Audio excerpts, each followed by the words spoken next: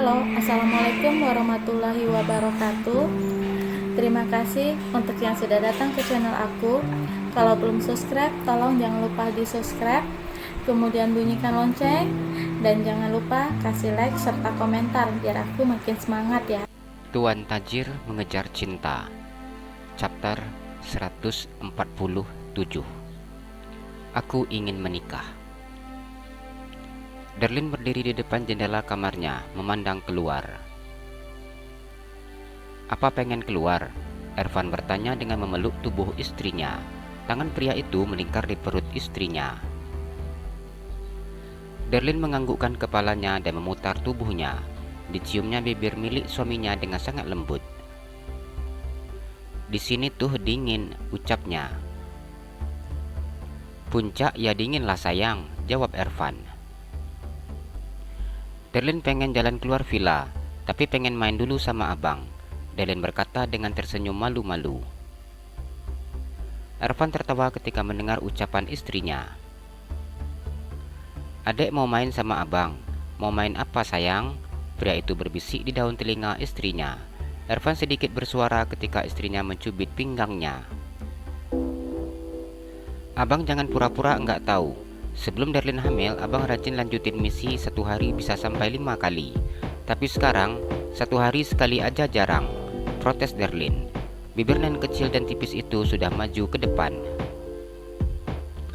Ervan tersenyum dan mengusap pipi istrinya.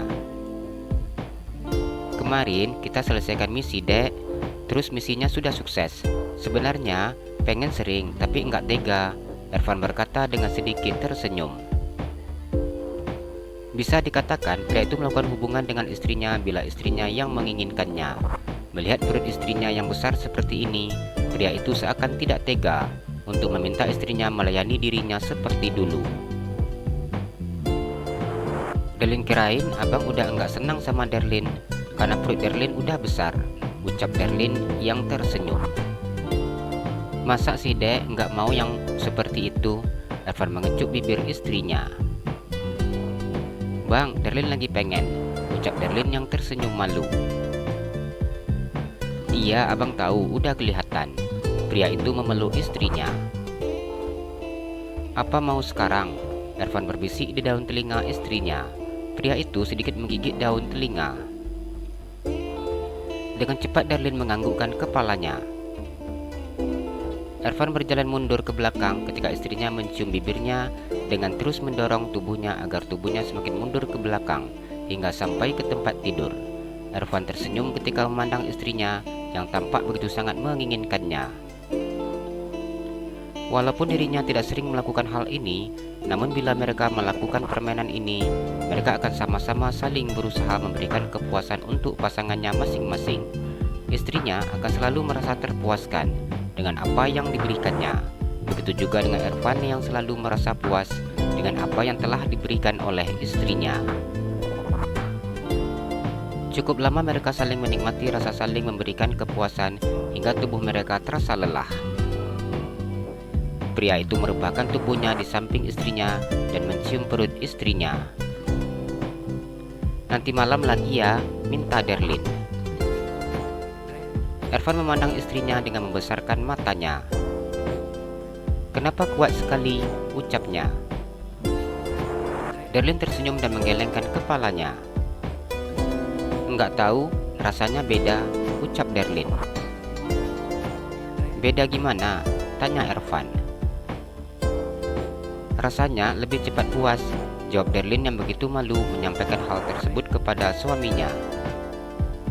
Ervan menganggukkan kepalanya.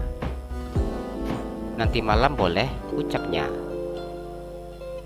"Kita rehat sebentar ya. Nanti setelah sholat asar kita jalan keluar villa," ucap Ervan. Dengan cepat Darlin menganggukkan kepalanya. Tubuhnya terasa begitu sangat lelah. Matanya juga mengantuk, yang membuat dirinya memilih untuk tidur daripada jalan-jalan. "Pakai sweater sayang." Ervan memberikan sweater berwarna pink untuk istrinya. Darlin tersenyum mengambil sweater yang diberikan oleh suaminya.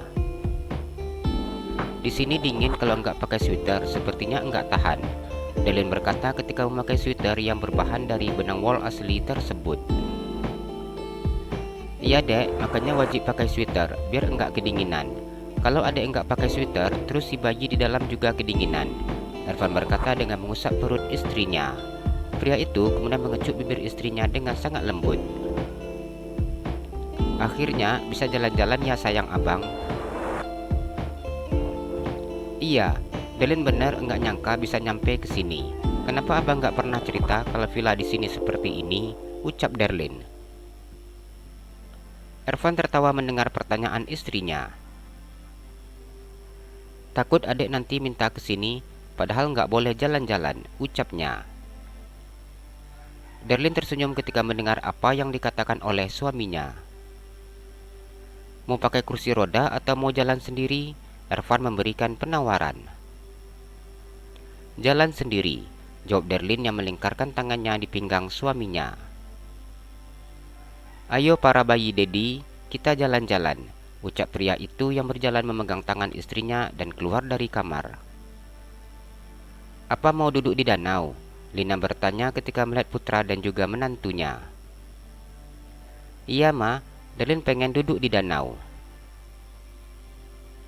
Kalau sekarang nggak apa duduk di danau, tapi sebelum maghrib nggak boleh lagi duduk di danau, Lina memperingati menantunya. Iya ma, tapi Darlene pengen duduk di danau sambil makan rujak, pintanya. Nanti mama minta teteh buat rujaknya. Lina tersenyum dan mengusap pipi menantunya. Iya ma, kami ke danau dulu. Darlene tersenyum memandang mama mertuanya. Ia sudah tidak sabar ingin duduk di tepi danau. Dari dalam kamarnya, Darlene memandang keindahan danau yang begitu sangat menyejukkan matanya. Iya, nanti mama nyusul. Ervan, jaga Darlene baik-baik, Lina berpesan kepada putranya tersebut. Iya ma, duduk danau paling cuma sebentar, mana tahan ini lama duduk, ucap Ervan memandang istrinya. Darlene hanya tersenyum mendengar ucapan suaminya. Pemandangan di villa ini begitu sangat indah. Villa mereka ada sebuah danau yang begitu amat bersih dan di tengah danau itu tumbuh bunga teratai. Kalau di sini rasanya enggak mau pulang, ucap Darlene duduk di tepi danau bersama dengan suaminya. Iya, kalau di sini enak makan, enak tidur, enak memandang, ucap Ervan. Udaranya dingin, jadi pengen makan terus, ucap Darlene. Apa adik mau duduk santai pakai sampan? Ervan menawarkan. Darlene menepuk paha suaminya ketika mendengar apa yang dikatakan oleh suaminya. Apa berani dimarahin mama? Tanya Darlene.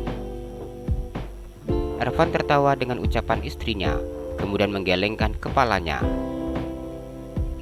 Mertua adek suka marah, ucapnya. Marahnya kan sama abang, enggak sama Darlene, ucap Darlene dengan tersenyum. Iya, pilih kasih, padahal anaknya itu abang, jawab Ervan. Besok kalau cucu-cucu mama sudah lahir, Darlene gak kebayang bagaimana cara mama menjaga cucu-cucunya yang gak boleh ini dan itu. Darlene yang sangat memahami seperti apa sikap mertuanya. Ervan tersenyum dan menganggukkan kepalanya. Azam masuk ke dalam kamar ibunya ketika ibunya sudah selesai melakukan sholatnya. Siti tersenyum memandang putranya. Putranya berbaring di atas sajadahnya dengan meletakkan kepalanya di atas pangkuannya. Ibu baru selesai sholat, ucapnya. Iya tahu, jawab Azam. Apa Azam sudah sholat? Tanya Siti. Sudah bu, jawab Azam yang meletakkan tangan ibunya di atas kepalanya. Rambut aku masih basah sama air wudhu, ucapnya. Siti tersenyum ketika melihat ucapan putranya tersebut. Ada apa? Tanyanya. Aku mau nikah, ucap Azam. Siti tertawa mendengar ucapan putranya. Apa? Tanyanya kembali. Aku ngomongnya serius malah diketawain, protes pria itu. Mau nikah sama siapa? Tanya Siti. Apalagi kalau bukan yang itu, ucap Azam. Singa cantik, tanya Siti. Azam menganggukkan kepalanya. Bagaimana ceritanya dengan si Siska? Bertanya dengan memandang wajah putranya. Aku lakuin seperti yang ibu sarankan. Aku jujur sama Erika. Jadi aku sudah kasih tahu Erika bahwa Siska bekerja di kantorku. Aku juga sudah meminta Siska ke resepsionis bagian belakang, ucap Azam yang tersenyum. Alhamdulillah, ibu senang dengarnya.